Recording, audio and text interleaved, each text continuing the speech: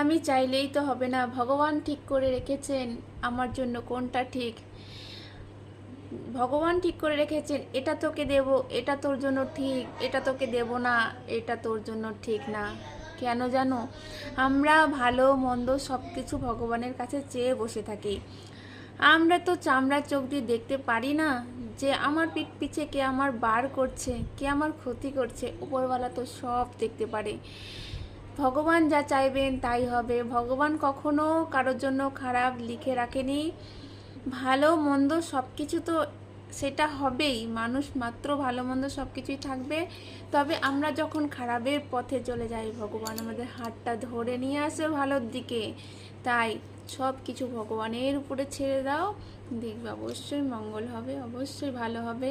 ভগবান যা করেন সব মঙ্গলের জন্যই করেন। জয় কৃষ্ণকালী মায়ের জয়, জয় সোনা মায়ের জয়, জয় মঙ্গলা মায়ের জয়। এতটুকু বলবো, নিজেকে ভগবানের চরণে অর্পণ করে দিন। ভগবান যেদিকে নিয়ে যাবে সেদিকেই যান, দেখবেন অবশ্যই ভালো হবে, অবশ্যই সুফল হবে, অবশ্যই ভালো হবে। আর মায়ের উপর ভরসা রাখুন, মা ভালো করবেনই।